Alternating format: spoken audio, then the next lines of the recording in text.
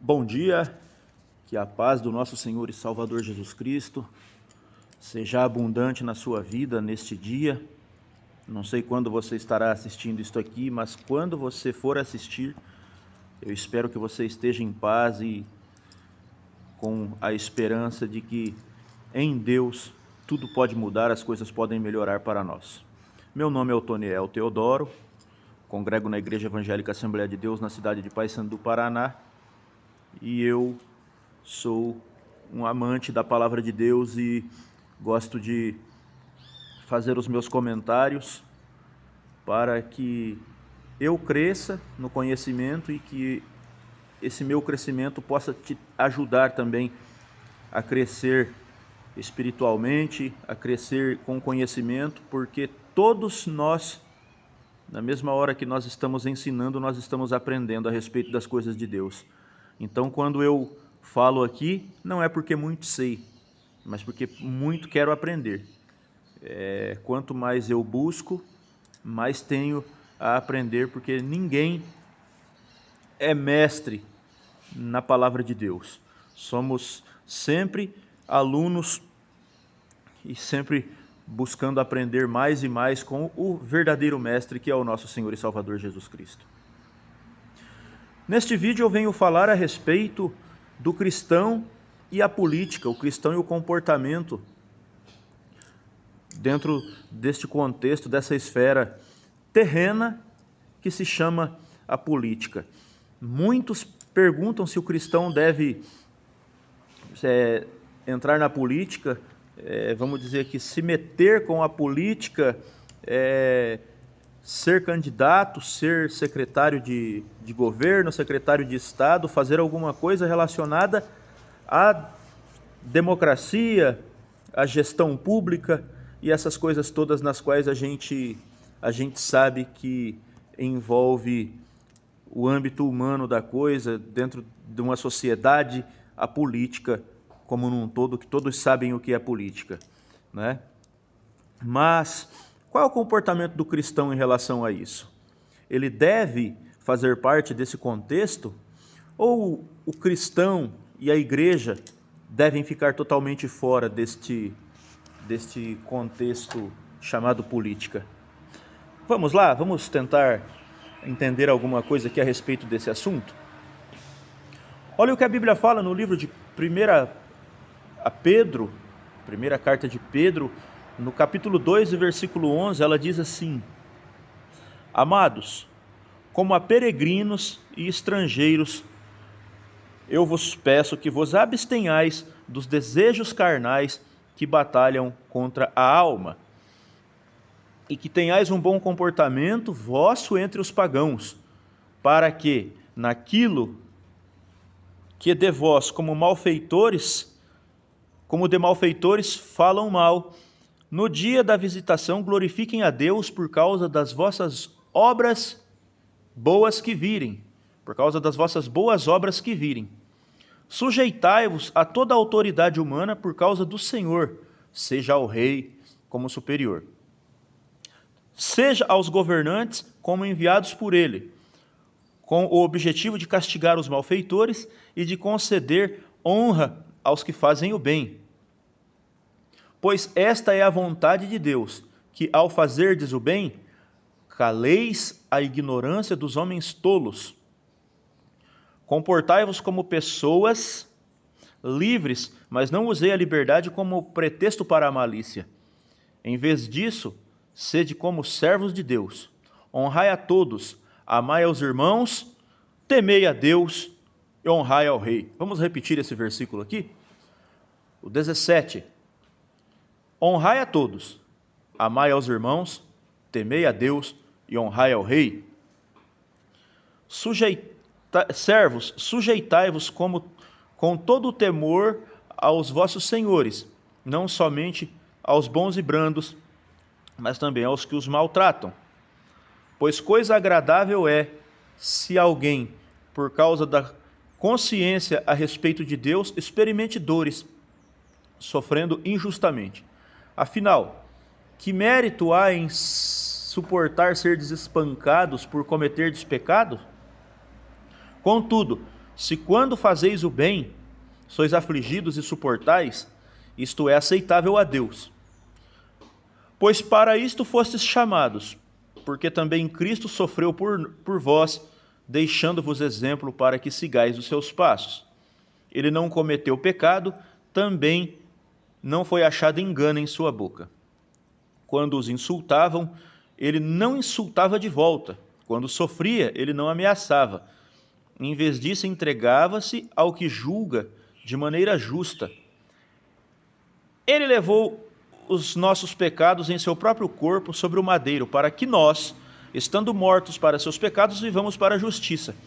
Pela ferida dele fostes sarados.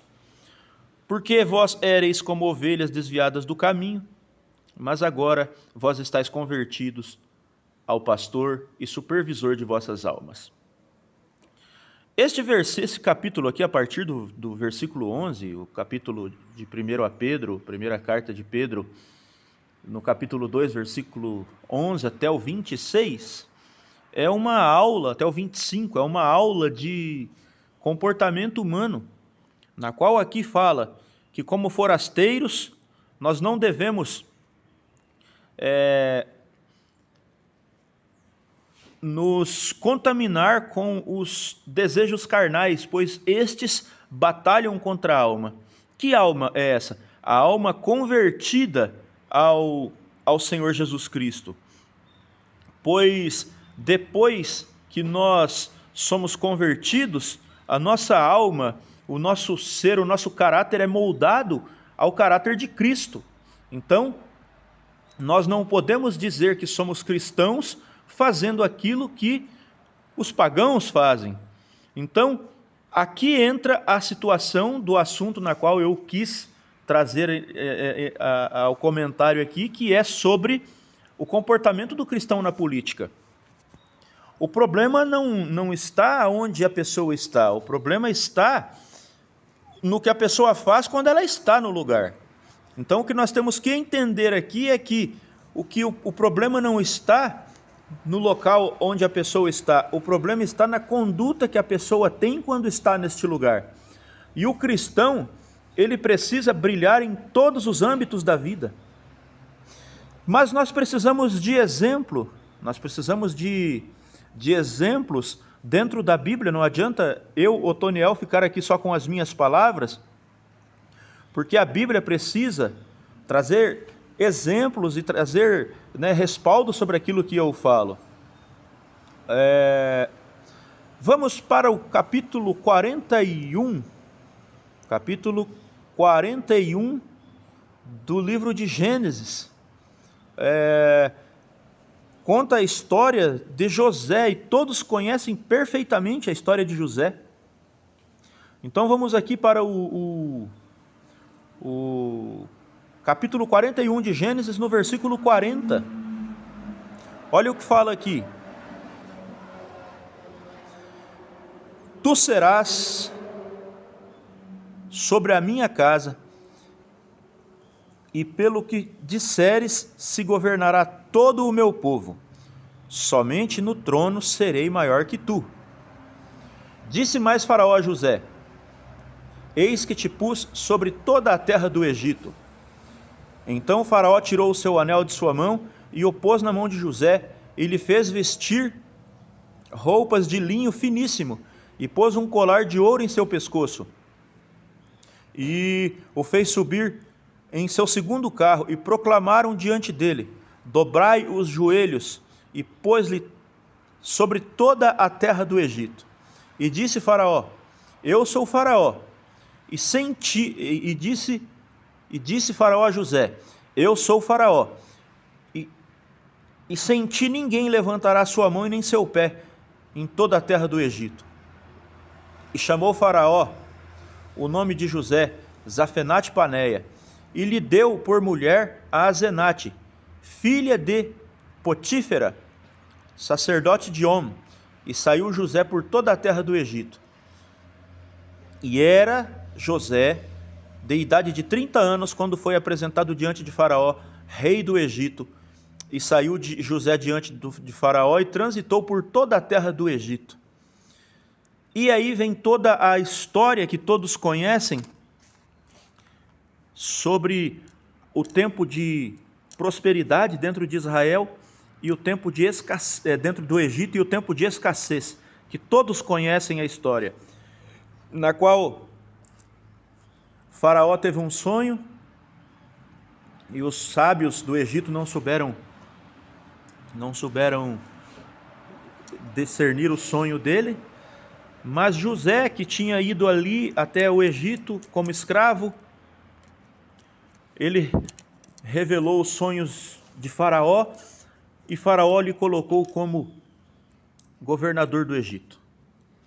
Então o que nós podemos aprender aqui é que Deus tinha um propósito através da vida de José, que era libertar o seu povo. Mas muitas das vezes nós não sabemos qual é o projeto de Deus na nossa vida, e as coisas só vão ser explicadas depois.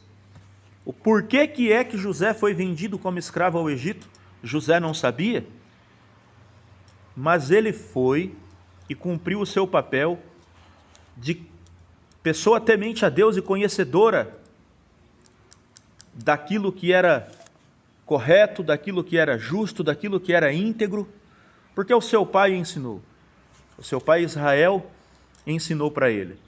E ele foi ali e não decepcionou a Faraó, porque ele, antes dele ter o temor a Faraó, ele temia a Deus, pois ele escolheu ser correto, ser íntegro nas suas atitudes, tanto que, no caso envolvendo a mulher de Potifar, ele saiu ileso e não profanou a casa de Potifar, e não se deitou com a esposa de Potifar assim como ela queria. Ele conseguiu escapar e não cometeu um ato de morte contra o seu senhor. Então ele estava ali, mas ele não se deixou levar pelos desejos carnais. Não foi o Egito que moldou José, foi o José que moldou o Egito. Ele colocou o Egito conforme era para ser a vontade de Deus, para que quando o seu povo fosse buscar alimento, quando o seu povo fosse buscar refúgio, Deus já tinha traçado um plano, através da vida de José, para livrar o povo de Israel da fome, para fazer o povo de Israel descer até o Egito e ficar ali por um tempo, assim como foi falado para Abraão, que o seu povo, a descendência de Abraão, seria peregrino durante 400 e poucos anos em terras estranhas. Mas quem chegou ali primeiro foi José, e José, o hebreu, não decepcionou a Deus, não decepcionou a Faraó e não decepcionou a sua família, porque através dele veio a bênção para a casa de Jacó, para a casa de Israel. Este é o comportamento que o cristão deve ter quando é colocado um cargo em sua mão. O cristão pode concorrer a cargos públicos, o cristão pode ocupar uma posição de destaque no meio de uma sociedade, porém ele precisa ser luz, porém ele precisa brilhar, porém ele precisa ser representante de Cristo naquele lugar onde ele está. E nós nunca, quando estamos falando da Bíblia, quando estamos falando das coisas de Deus, podemos ficar apenas com um exemplo. Nós temos mais exemplos na Bíblia de homens que foram íntegros diante de um mundo corrompido. Então olha só o que aconteceu na vida de outro personagem que se envolveu com a política dentro da Bíblia. Vamos para o livro de Daniel, capítulo 6 e versículo 1. Vamos ler um pouco aqui para que a gente possa entender esse contexto aqui. Daniel capítulo 6, versículo 1. Pareceu bem a Dário constituir sobre o reino 120 governadores que estivessem em todo o reino. E sobre os 120, 3 supervisores, dos quais Daniel era um, a quem estes governantes deviam prestar contas para que o rei não sofresse dano. Então o mesmo Daniel era superior a estes governadores e supervisores, porque nele havia um espírito extraordinário. Por isso o rei pensava em constituí-lo sobre todo o reino, Olha o tamanho da confiança que o rei Dário tinha em Daniel. Este mesmo Daniel era superior a estes governadores e supervisores. Ou seja, o Daniel, além de estar acima dos 120 governadores do reino de Dário, ele ainda, como supervisor, ele estava acima dos outros dois supervisores. Por quê? Porque nele havia um espírito extraordinário. E olha o que o rei pensava. Pensava em constituí-lo sobre todo o reino. Então os supervisores e governadores procuravam achar uma acusação contra Daniel a respeito do reino, mas não conseguiram achar acusação ou falta alguma. É aqui que eu digo que se você esteja em um lugar na qual você é colocado ou constituído como líder sobre aquele lugar, seja como secretário público municipal, estadual ou federal, como vereador, deputado, senador ou governador, ou seja, o cargo que a pessoa for assumir, a pessoa precisa ter integridade para que o mundo olhe para esta pessoa e não veja nenhuma corrupção na qual venham acusar. Olha lá aquele crente, olha lá aquele cristão, só é da boca para fora porque faz as mesmas coisas que os outros fazem, né? Está lá só para enriquecer, está lá só para fazer coisas ilícitas. Mas em Daniel não foi achado nada disso. Olha aqui. Mas não conseguiram achar acusação ou falta alguma, porque ele era fiel. Nenhum erro nem falta foi achado nele.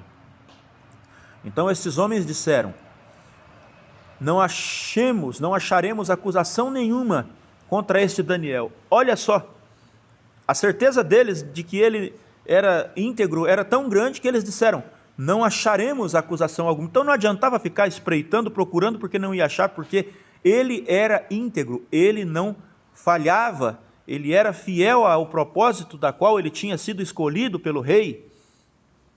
Então o que eles fizeram? Foram tentar achar contra ele uma falha na lei do seu Deus. E aí o que acontece? Tentaram se levantar contra ele, o texto aqui continua, tentaram se levantar contra ele, fizeram o rei assinar um edital na qual quem se prostrasse ou fizesse pedido diante de qualquer deus dentro da província, qualquer pedido que fosse feito que não fosse feito ao rei, esta pessoa seria jogada na cova dos leões. Eles tinham uma inveja gigantesca de Daniel, porque Daniel ele não era uma pessoa que fazia as coisas conforme o seu conselho, mas ele fazia as coisas conforme o conselho de Deus. Ele orava 3 vezes ao dia, e quando ele tinha uma decisão a ser tomada, ele tomava a decisão com a confiança e a transparência, a convicção de que ele estava fazendo as coisas na direção de Deus, porque primeiro ele orava para depois tomar as decisões. Daniel é um grande exemplo de que o cristão pode sim ser grande no meio de uma sociedade corrompida e perversa. A política é um meio sujo, mas o cristão ele só vai se deixar sujar pela política se ele não deixar Deus ser o centro da sua vida, porque o cristão que coloca Deus como primazia em sua vida, ele vai buscar primeiro o reino de Deus e a sua justiça. Aí depois virão as outras coisas. E o cristão que buscou primeiro o reino de Deus e a sua justiça, as coisas que lhe serão acrescentadas serão como as coisas acrescentadas na vida de Daniel. Olha que acréscimo é esse na vida de Daniel. Não acharemos falha neste Daniel. Não encontraremos falha, porque eles sabiam da integridade dele. Não adiantava ficar na espreita, porque eles sabiam que Daniel não era inconstante. Hoje sim, amanhã talvez. Daniel era hoje sim e amanhã também. Então, se você é um cristão e deseja participar da política, eu deixo esse exemplo aqui para vocês. José e Daniel. José e Daniel. E também na primeira carta de Pedro, no capítulo 2, no versículo 11. Somos peregrinos aqui, não podemos nos apegar aos prazeres mundanos e aos prazeres que a carne traz. Os prazeres da carne, está escrito em Gálatas, no capítulo 5, que é corrupção, avareza, né? Orgulho, tudo aquilo que está escrito ali. Não está aqui no meu contexto, não tenho nada anotado sobre isso aqui, mas ali também fala sobre os frutos da carne e sobre os frutos do Espírito, que os frutos da carne se opõem aos frutos do Espírito e vice-versa. Então nós temos que entender que onde abundar o pecado, a graça superabunda. Então o que nós temos que entender é, se uma pessoa fazia, não faça mais. Se uma pessoa era corrupto, a partir do momento que conhece a Deus, não seja corrupto mais. Agora, se você é cristão e vai entrar neste meio, não se deixe ser corrompido pelo sistema. A Bíblia fala assim em Romanos capítulo 2, versículo 2, Romanos 12 e versículo 2: e não vos conformeis com este mundo, mas transformai-vos pela renovação do vosso entendimento. Ou seja, não é porque o mundo é corrompido que você será também. Mas chegando lá, faça como Daniel fez. Tinham 122 homens procurando um erro em Daniel. Os 120 governadores, Daniel, assine isso aqui, Daniel, só para dar uma facilitadinha aqui para nós. O rei não precisa saber. Daniel, não, isto não é ético, isto não é correto. Precisamos fazer as coisas com total transparência. Aí vinham os supervisores. Daniel, o cara lá queria só uma facilidade. O rei não precisa saber. Se nós três aqui se comprometermos a não levar ao rei, a gente facilita para os 120 governadores e o rei não precisa saber. Mas Daniel era íntegro, Daniel era zeloso, Daniel era temente a Deus. Que nós possamos em nossa vida, que nós possamos em nosso caminhar, que nós possamos no nosso existir, ter Daniel como exemplo de cristão.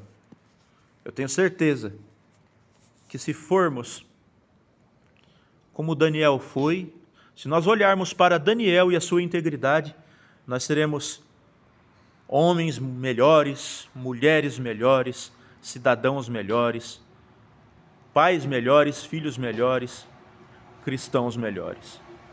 Deus abençoe.